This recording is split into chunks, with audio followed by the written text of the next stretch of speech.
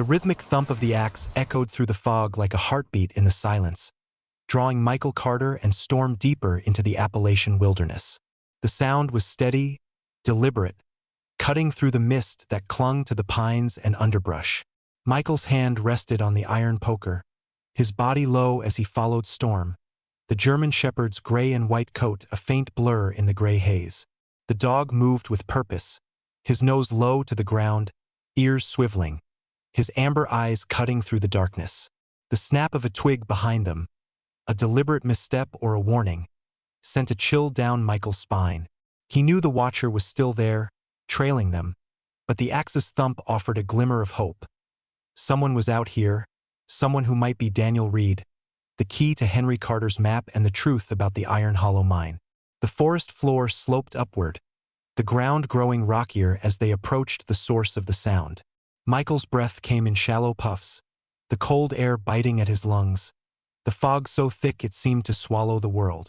The map in his pocket, with its cryptic X marking the safe place, guided them, but Storm's instincts were the true compass. The dog paused at a cluster of boulders, his body tensing, a low growl vibrating in his chest. Michael crouched beside him, his eyes straining through the mist. The thump came again, closer now, accompanied by the faint scent of wood smoke. A clearing emerged, small and hidden, ringed by ancient oaks. In its center stood a log cabin, meticulously maintained, a thin curl of smoke rising from its stone chimney. A man was in the yard, his back to them, swinging an axe into a stump with rhythmic precision. Michael's heart pounded. The man was elderly, his frame thin but wiry, his movements economical, like someone who'd spent a lifetime in the wilderness. His hair was white, cropped short, and his face, when he turned slightly, was a roadmap of wrinkles and scars. Michael signaled Storm to stay quiet, the dog's growl subsiding to a faint rumble. This had to be Daniel Reed, Samuel's son, the boy Henry had mentioned in his journal. But approaching him meant exposing themselves, and the watcher in the fog was too close for comfort. Michael scanned the trees, his soldier's eyes picking out a faint shadow shifting in the mist. Their pursuer, patient and persistent. The axe paused mid-swing as the man sensed their presence. He turned slowly, his hand never leaving the handle, his eyes, sharp and blue, filled with a 50-year accumulation of fear, locking on Michael and Storm. "This is private property," he said, his voice a low growl, laced with suspicion. Michael stepped into the clearing, keeping his hands visible, the poker tucked away but ready.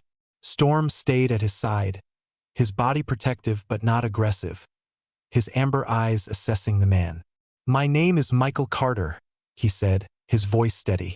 "My grandfather was Henry Carter. He and your father, Samuel Reed, were friends. I found something, a journal, a map. It led me here." The name struck the old man like a physical blow.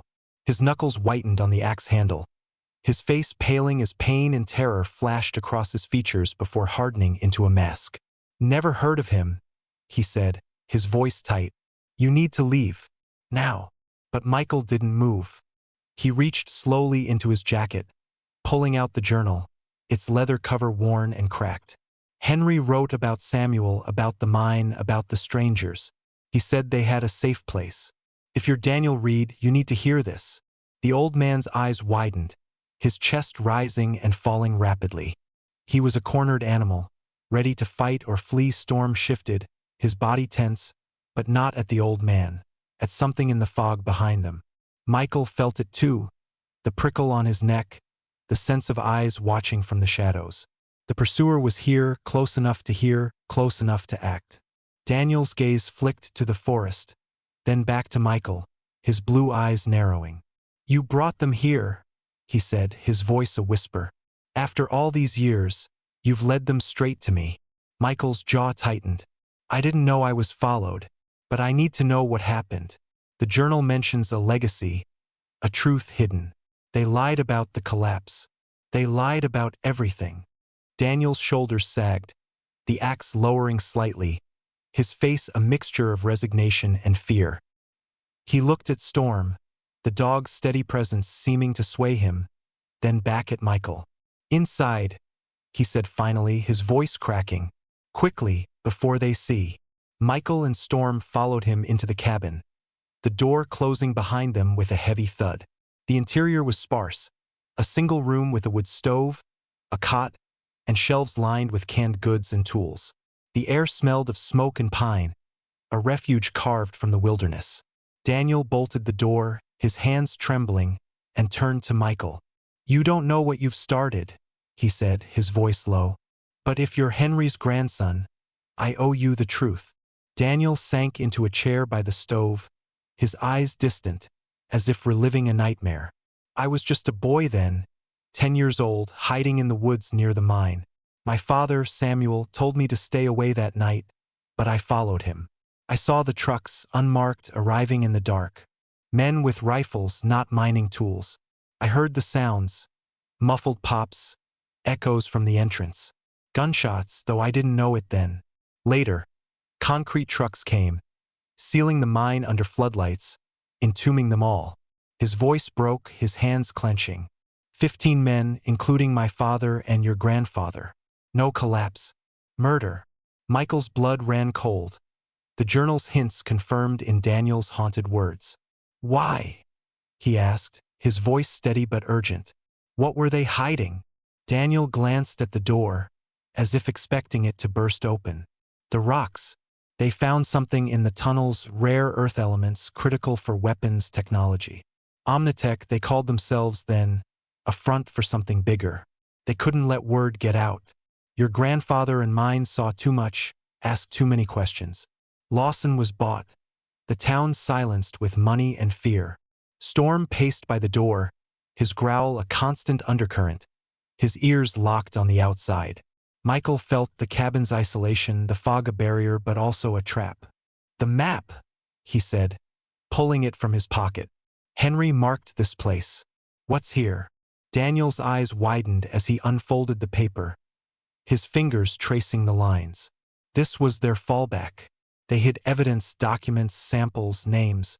"But after the killings, I fled here with my mother. We lived as ghosts, pretending to believe the lie. The families were paid off, threatened to leave or stay silent. I stayed, hiding, watching." A sharp crack outside, a branch snapping, made Storm bark, his body slamming against the door. Michael rose, poker in hand, his heart racing. The watcher had found them. Daniel paled, grabbing a shotgun from above the stove. "They never stopped," he said, his voice trembling. "They watched the town, the mine. You've stirred the hornet's nest." Michael moved to the window, peering into the fog. Shadows moved, 2 now, circling the cabin, their forms faint but purposeful. His mind flashed to war, to ambushes in the night.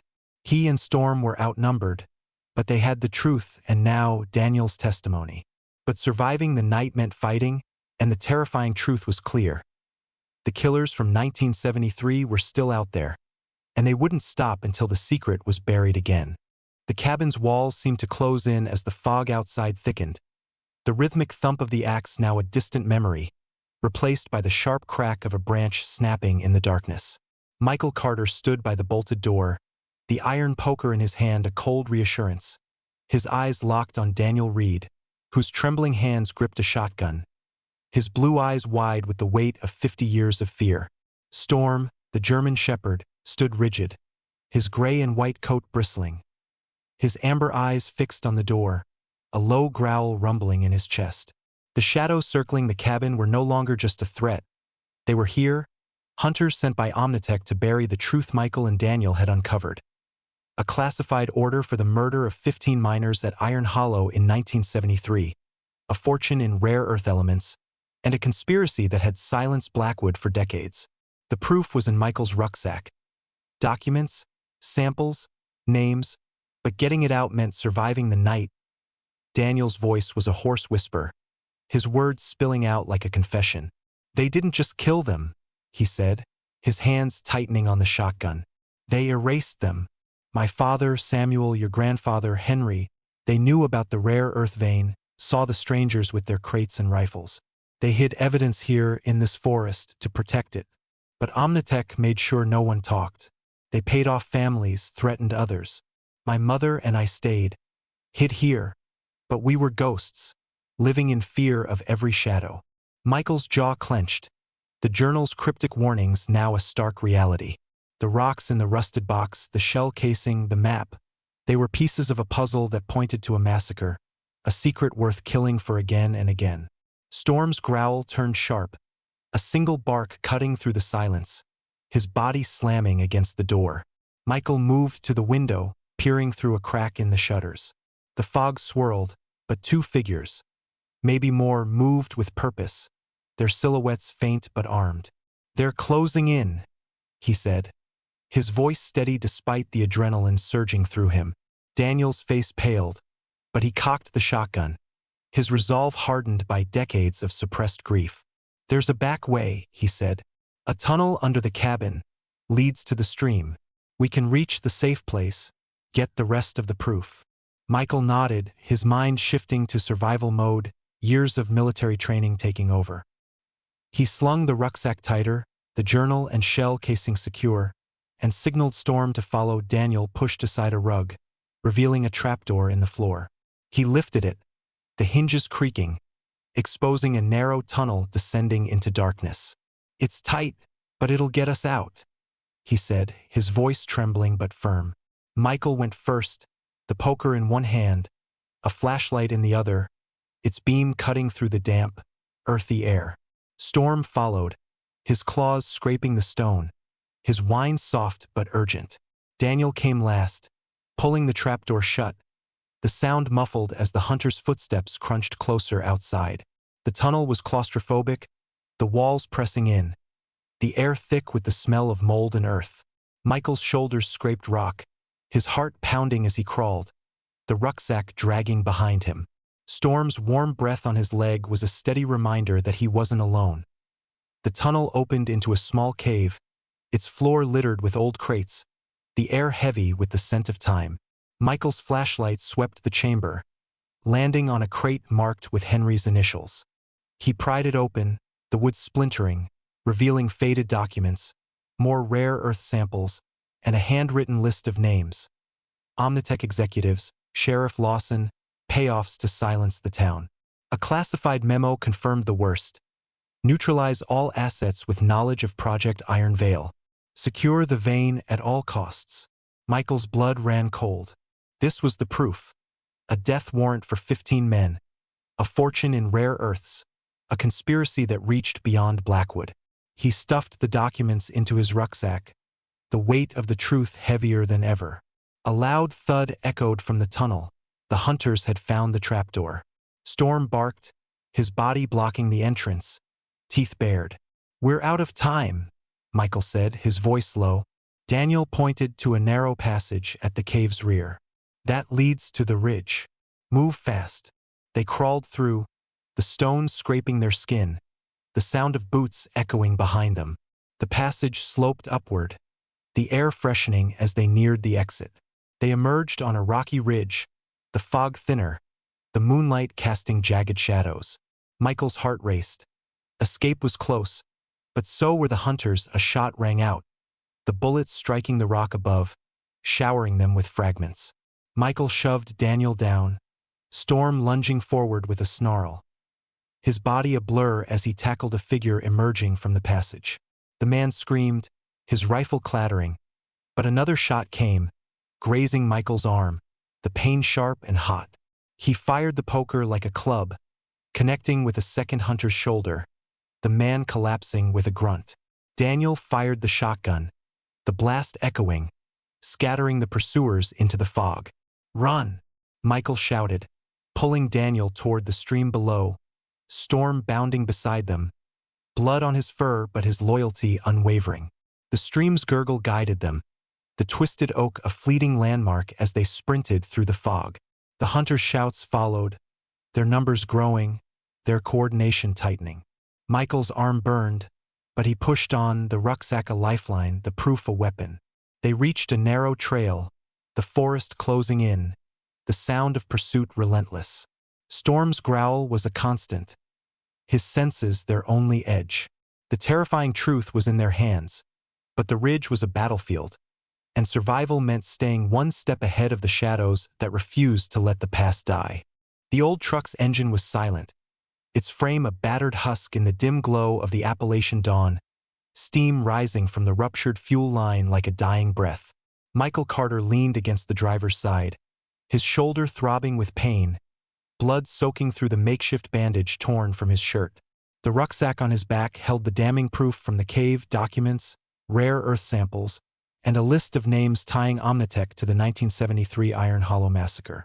Storm, his German shepherd, limped beside him, blood matting his gray and white coat from a grazing wound. Yet his amber eyes burned with unwavering loyalty, his body tense as he scanned the shadows. Daniel Reed stood nearby, clutching the iron poker, his weathered face pale but resolute, the shotgun slung over his shoulder. The bridge behind them was a wreckage of splintered wood, the black SUV of their pursuers lost in the ravine below. But Michael knew Omnitech's reach was far from broken. The truth was in his hands, but getting it out of Blackwood meant surviving a new kind of trap. The valley air was cold, the fog thinning to reveal the jagged outlines of the mountains, their peaks like silent sentinels watching their flight. Michael's breath plumed in the chill, his soldier's instincts scanning the terrain for cover, for threats. The hunters were gone for now, their screams fading with the crash of their vehicle, but others would come. Omnitech had eyes everywhere, as Daniel had warned, and the documents in Michael's rucksack. A classified order for murder, geological reports on a fortune in rare earths, were a death sentence to those who carried them. Storm whined softly, his nose twitching, ears swiveling as he sensed something in the distance. Michael's hand rested on the dog's head, drawing strength from his loyalty. A bond forged in war that held firm in this new battle. "We can't stay here," Michael said, his voice low, steady despite the pain. "They'll have backup, roadblocks maybe. We need to get to Charleston. Find someone clean to hand this over to." Daniel nodded, his blue eyes scanning the horizon. "There's a federal office there, outside Omnitech's grip. But the roads are watched. Lawson's men or worse." Michael's jaw tightened at the mention of the sheriff, a traitor whose name stained his grandfather's journal. He checked the shotgun, its weight familiar, then handed it back to Daniel. "You good to keep moving?" he asked. The old man gripped the weapon, his hands trembling but firm. "For my father, for Henry, I'll move." They set off on foot, the wrecked truck a liability they couldn't afford. The valley trail was narrow, overgrown with brambles that tore at their clothes, the ground slick with morning dew. Storm led, his limp pronounced but his senses undimmed, his nose low as he navigated the path. Michael's shoulder burned with every step, the pain a sharp reminder of the bullet that had grazed him on the ridge. But he pushed on, the rucksack's weight a constant pull, the proof inside a beacon drawing danger. The forest was quiet, too quiet, the kind of stillness that preceded an ambush. Michael's eyes darted to every shadow, every rustle of leaves, his hand never far from the poker. The trail opened into a clearing, an old logging camp long abandoned, its rusted equipment scattered like bones. Michael signaled a halt, crouching behind a fallen log, Storm dropping low beside him. Daniel followed, his breath ragged, his face etched with exhaustion. "We're exposed here," Michael whispered, scanning the tree line. Storm's ears flicked, a low growl rumbling in his chest. His gaze locked on a point in the distance. Michael followed it, spotting a glint of metal through the trees. A vehicle parked just off the trail, its black paint gleaming like oil. His heart sank. Another SUV, identical to the one in the ravine, its presence no accident. "They knew we'd come this way," Michael said, his voice a hiss. Daniel's eyes widened, fear mixing with resolve. "They've got the valley locked down. We need another route." Michael pulled the map from his pocket, its lines faint in the dawn light. The back trail to Charleston skirted the valley's edge, a narrow path through dense woods, less likely to be patrolled but treacherous. "We'll take this," he said, pointing. "Stay off the main paths." Before they could move, Storm's growl turned sharp, his body lunging as a figure stepped from the trees. The man was in his late 40s, unassuming in a dark jacket, his face bland except for eyes like chipped ice, cold and calculating. He held no weapon, his hands in his pockets, but his presence was a threat all its own. "Mr. Carter," he said, his voice smooth, like a corporate memo. "You've been busy. My name is Hanson. Omnitech sends its regards." Michael's grip tightened on the poker, Storm's teeth bared. But the man raised a hand, calm and unafraid. "Let's not make this messy. Hand over the bag, and you and Mr. Reed walk away." Michael stood, placing himself between Hanson and Daniel, Storm at his side, a wall of fur and fury. "You killed 15 men," he said, his voice low, steady. "My grandfather, his crew. You think I'll let you bury it again?" Hanson's smile was thin, bloodless. "The past is our property, Mr. Carter. You're digging where you don't belong. Give me the proof, and I'll ensure your safety." Storm's growl deepened, his body coiled, ready to strike. Michael's eyes never left Hanson's, his mind racing. This wasn't a negotiation. It was a trap, and more men were out there, waiting in the fog. A twig snapped to their left, another to their right, flanking positions. Michael's training took over, his senses mapping the threat. "Storm, hold," he whispered, the dog freezing, his eyes locked on Hanson. To Daniel, he murmured, "When I move, run for the trail." Hanson's smile widened, sensing victory, but Michael was already calculating. The clearing was a kill zone, the SUV a command post. He needed to break their line, create chaos.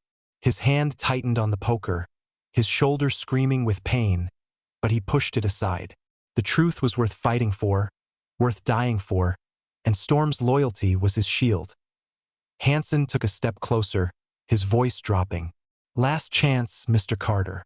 The bag, or we take it." Michael's eyes flicked to the trees, spotting shadows moving closer, rifles glinting. He had seconds.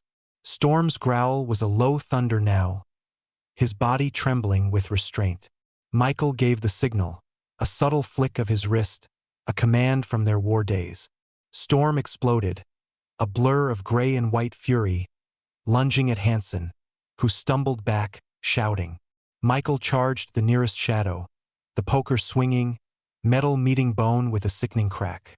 Daniel fired the shotgun, the blast scattering the hunters, and they ran, the fog swallowing them as the confrontation erupted into chaos.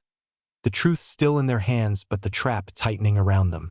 The fog clung to the trees like a shroud as Michael Carter, Daniel Reed, and Storm plunged deeper into the Appalachian forest, the echoes of gunfire fading into the dawn's quiet.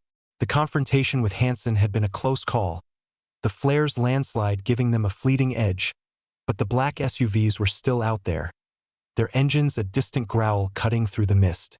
Michael's shoulder burned with every step, blood seeping through his makeshift bandage, his leg stinging from a fresh graze wound.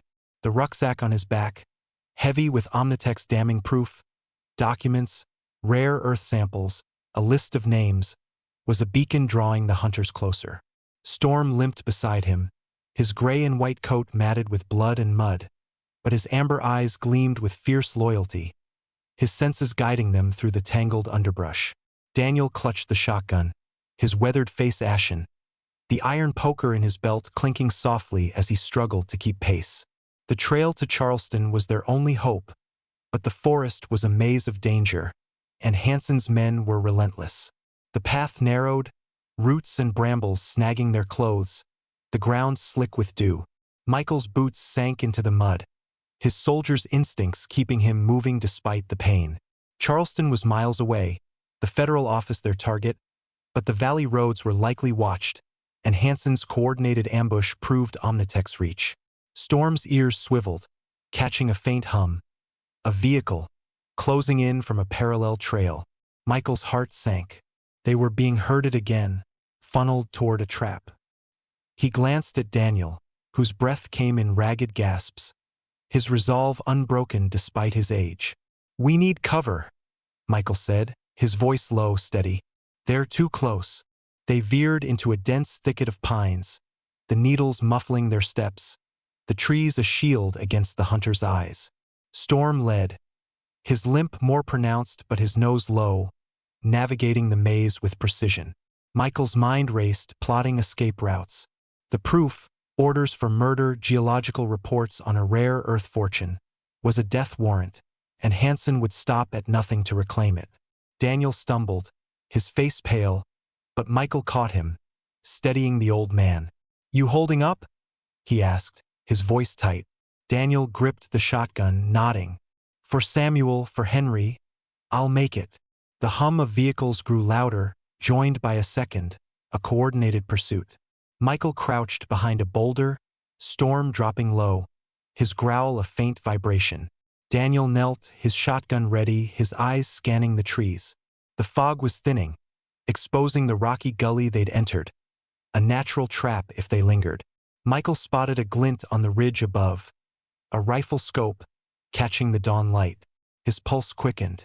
They were surrounded, the hunters tightening their net. He signaled Storm to stay quiet, the dog's body trembling with restraint, his loyalty a beacon in the chaos. Hansen's voice cut through the air, calm and chilling. "You're running out of time, Carter," he called from the ridge, his ice-blue eyes visible through the trees. "Hand over the proof and you walk away. Fight, and you end like your grandfather." Michael's jaw clenched, his hand tightening on the poker.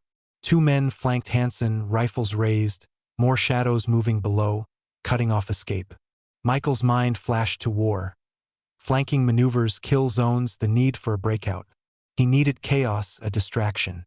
His rucksack held another flare, its red casing a faint hope. "Stay low," he whispered to Daniel.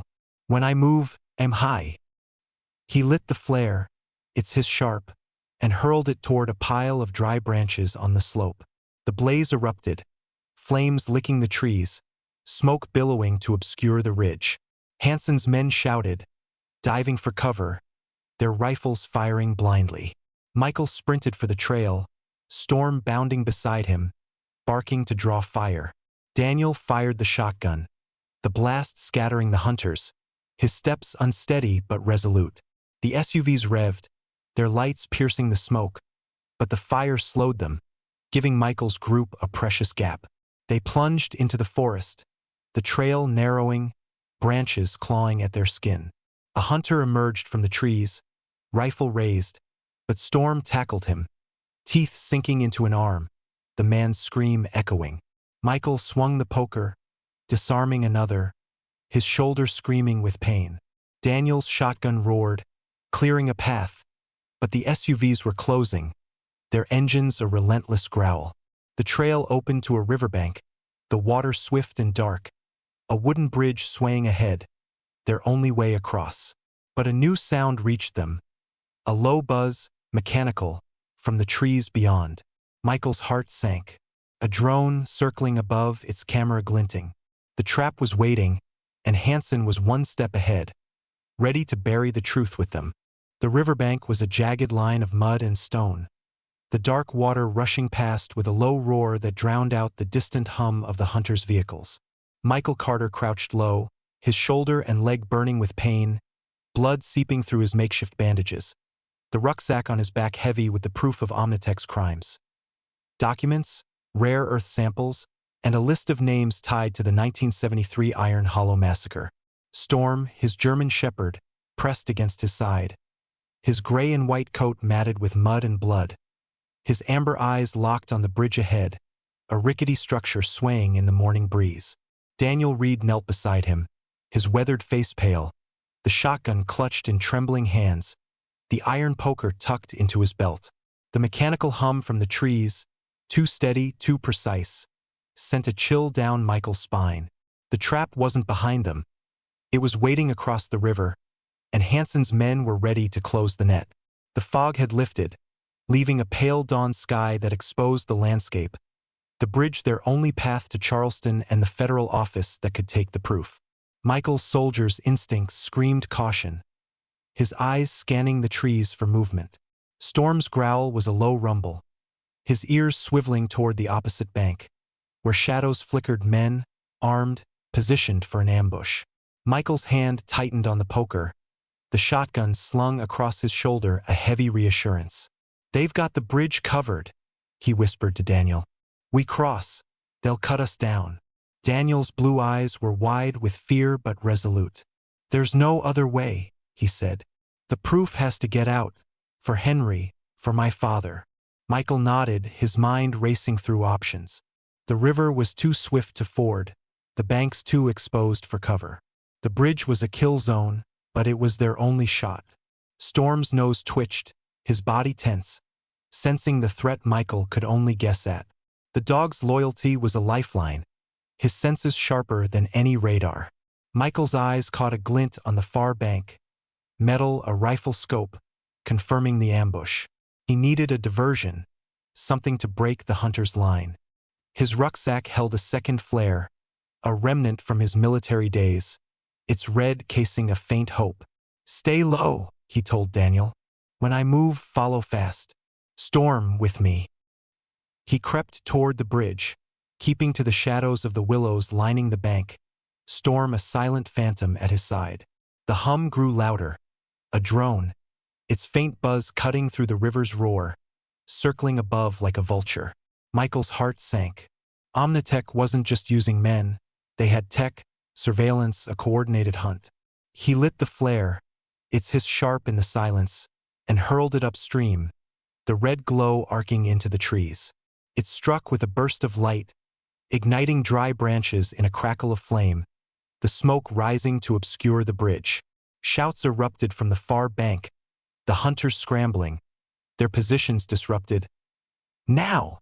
Michael hissed, sprinting onto the bridge, its planks groaning under his weight.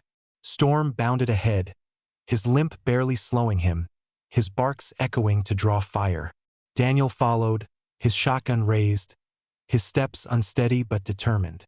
Bullets whizzed past, splintering wood, the hunters firing blindly through the smoke. Michael returned fire with the shotgun, the blast deafening, forcing the ambushers to duck. Storm leaped off the bridge, tackling a figure emerging from the trees, his teeth sinking into an arm, the man's scream piercing the air. Michael reached the far side, dragging Daniel behind a boulder, his shoulder screaming with pain as he reloaded. The drone's buzz intensified, its camera glinting as it swooped low, tracking their position. Michael swung the poker, striking it with a crack, the machine spinning into the river with a splash. But more hunters emerged, for now, their rifles gleaming, closing in from both sides. Michael's mind flashed to war. Flanking maneuvers, choke points, the need for chaos. He grabbed a rock, hurling it into the trees, the crash mimicking movement, drawing their fire. "Go!" he shouted to Daniel, who sprinted toward the forest, the shotgun blasting to cover their retreat. Storm returned to Michael's side, blood on his muzzle, his loyalty unwavering despite his wounds. The forest swallowed them, the trees a maze of cover, but the hunters were relentless, their shouts echoing through the dawn. Michael's leg buckled, the graze wound slowing him, but Storm pressed against him, urging him forward.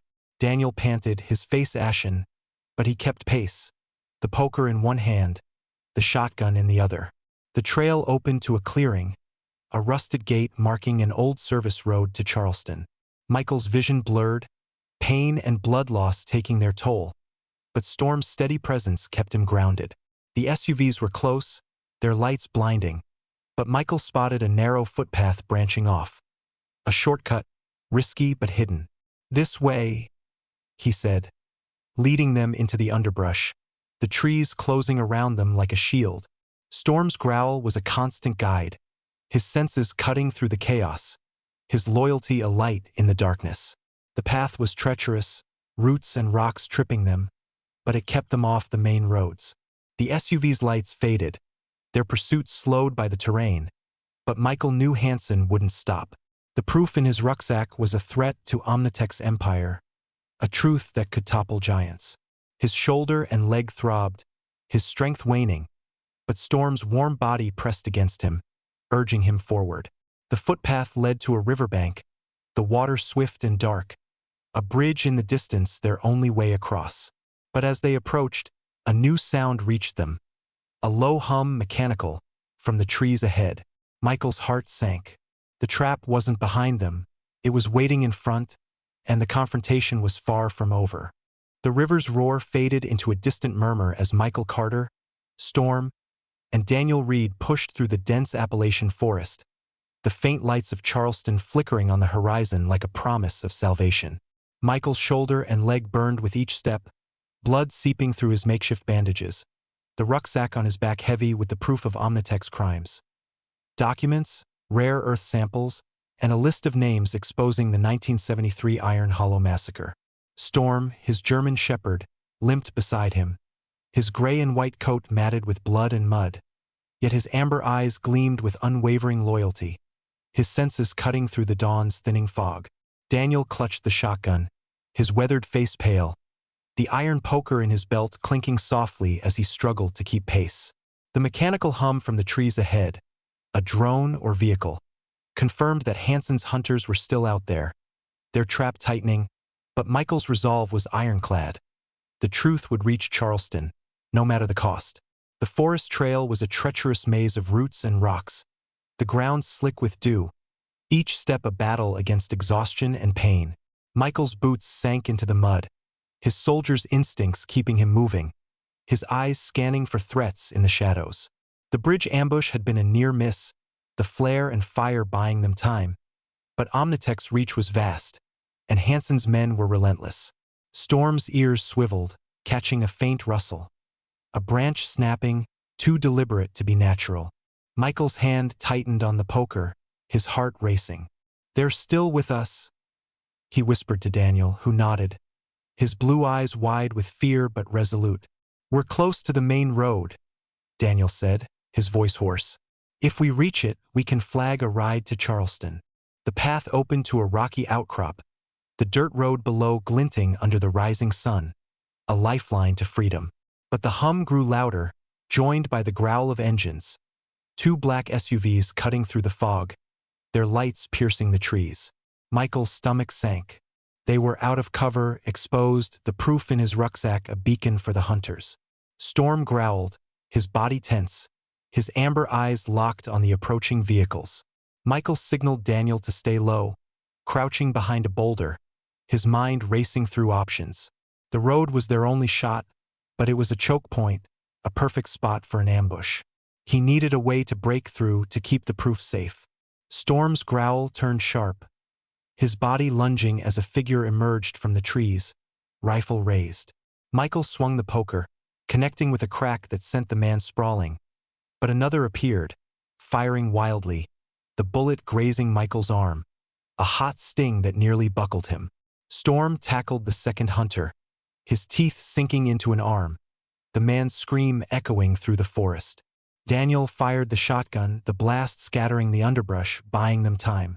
They sprinted for the road, the SUVs closing in, their tires screeching on the gravel. Michael's vision blurred, pain and blood loss taking their toll, but Storm's steady presence kept him grounded, the dog's loyalty a light in the darkness. A delivery truck rumbled into view, its headlights cutting through the fog, a stroke of luck in the chaos. Michael waved frantically, the driver slowing, his face confused but concerned. "We need help," Michael shouted, his voice raw.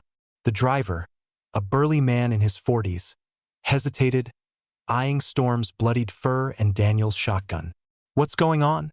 he asked, but Michael was already pushing Daniel into the cab, Storm leaping into the back. "Drive," Michael said, climbing in, the poker still in hand. "Charleston now." The driver nodded, flooring the accelerator, the truck lurching forward as the SUVs gave chase, their lights blinding in the rearview mirror. The delivery truck roared down the road, swerving to avoid gunfire, the bullets pinging off the metal. Michael reloaded the shotgun, his hands steady despite the pain, and fired out the window, the blast forcing an SUV to swerve. Storm barked furiously from the back, his presence a rallying cry. Daniel clutched the dashboard, his face ashen but determined. "There's a federal building on Main Street," he gasped. "Agent Harper, he's clean. Get the bag to him."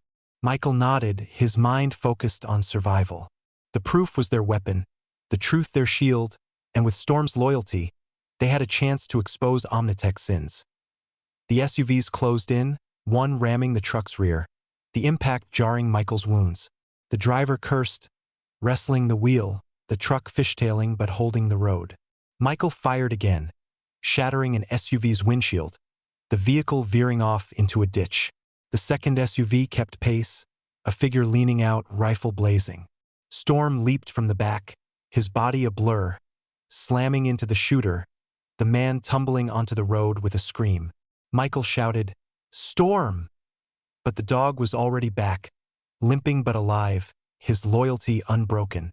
The truck roared into Charleston's outskirts, the federal building's silhouette rising against the dawn, a beacon of hope in a world of shadows.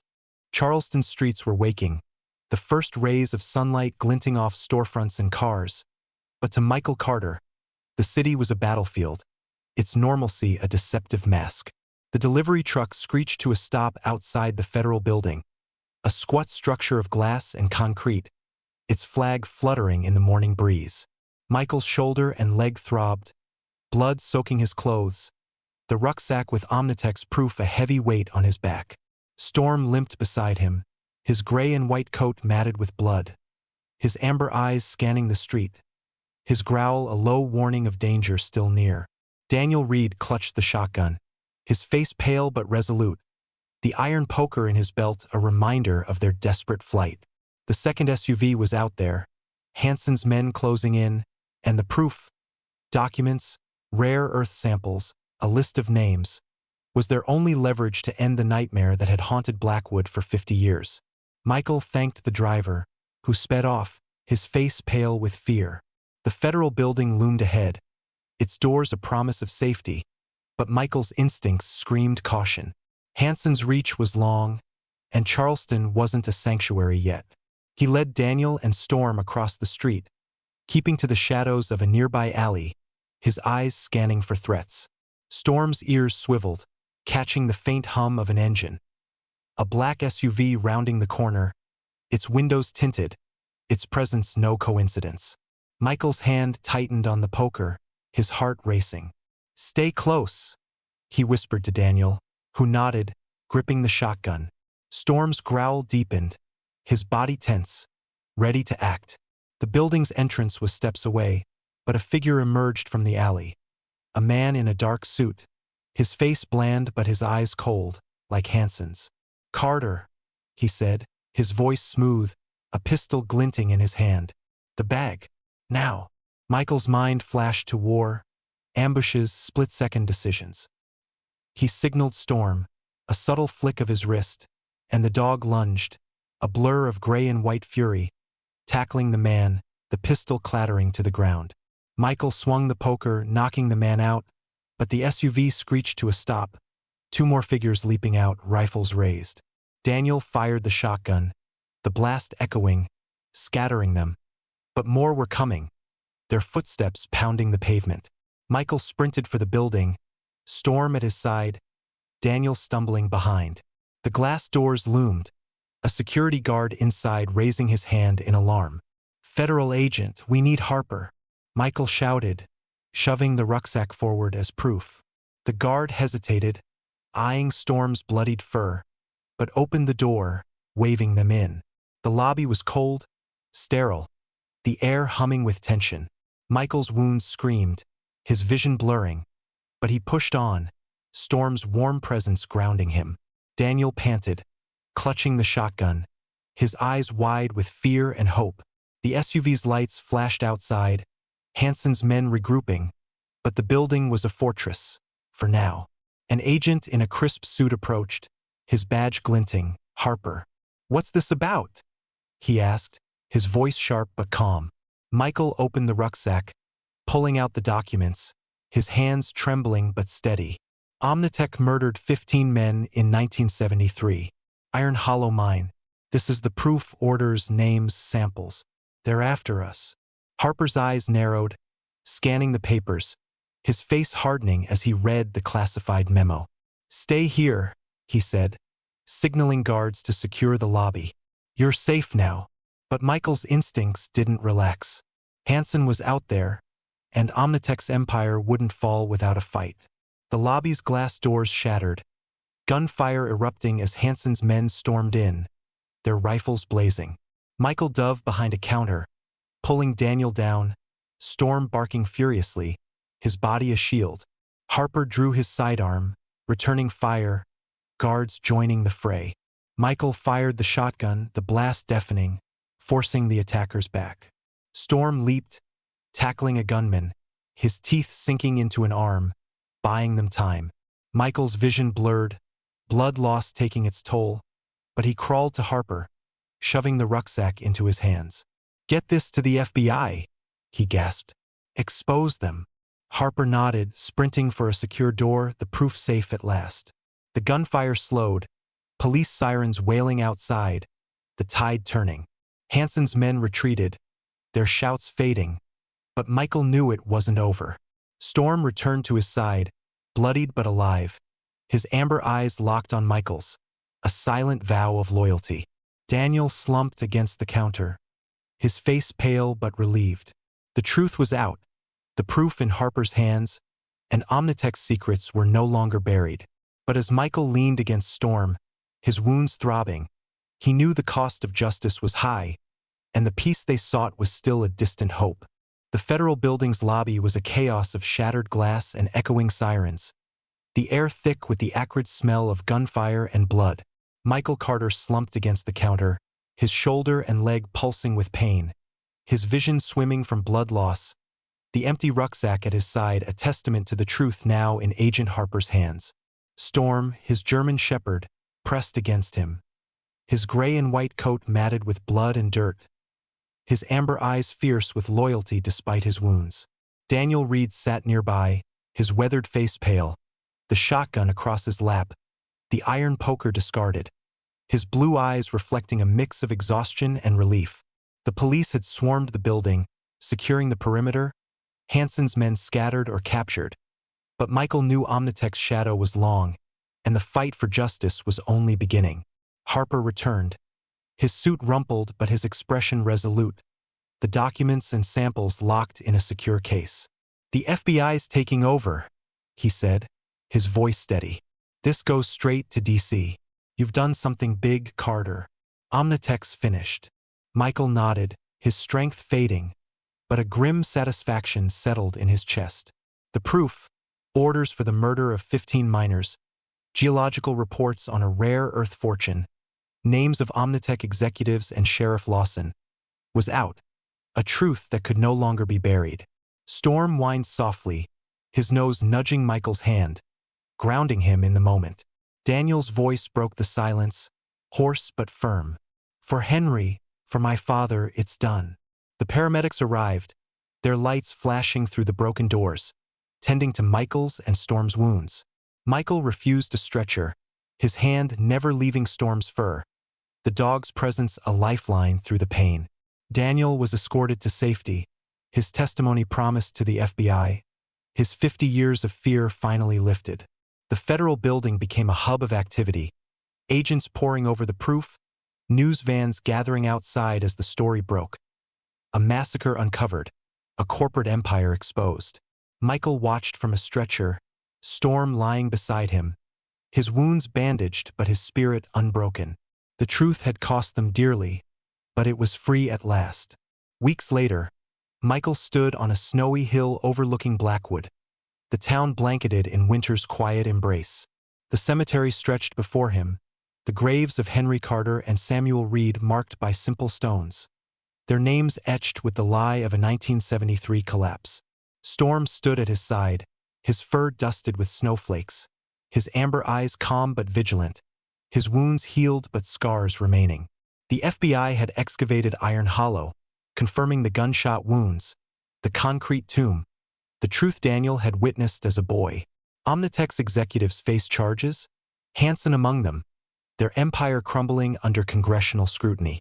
A new law, the Carter-Reed Transparency Act, was proposed honoring the men who died for the truth. Michael knelt before Henry's grave, his hand resting on the cold stone, a silent promise kept. The scars of war, of Blackwood, would never fade, but standing here with Storm beside him, he felt a peace he hadn't known in years. The restless anger that had driven him was gone, replaced by a quiet stillness, like the snow covering the valley. Storm whined softly, leaning into him, his warmth a reminder of their bond, a loyalty that had carried them through fire and fog. Michael's fingers sank into the dog's fur, a wave of gratitude washing over him. They had faced the shadows together, exposed a 50-year-old lie, and given voice to the silent. The wind whispered through the pines, carrying the scent of snow and earth, as Michael stood, his eyes on the horizon. Blackwood was quiet again, its scars hidden under the snow, but the truth had changed it forever. He looked at Storm, the dog's gaze meeting his, a shared understanding passing between them. The journey had been a war, but they had won, not for themselves, but for those who could no longer speak. As they walked down the hill, the snow falling gently around them, Michael felt the weight of the past lift, replaced by a calm certainty. With Storm by his side, he was never alone, and the truth would always find its way. As the snow fell gently around Michael and Storm, blanketing Blackwood in quiet peace, their journey stood as a testament to loyalty and courage, a light piercing the shadows of the past. Thank you for joining us on this gripping tale of truth and sacrifice at Voice of Veterans. Your support brings these stories to life, honoring the unbreakable bonds between veterans and their faithful companions. Subscribe now, share your thoughts in the comments, and help us uncover more stories of heroism and heart. Together, let's give voice to those who fought for justice, ensuring their legacies endure.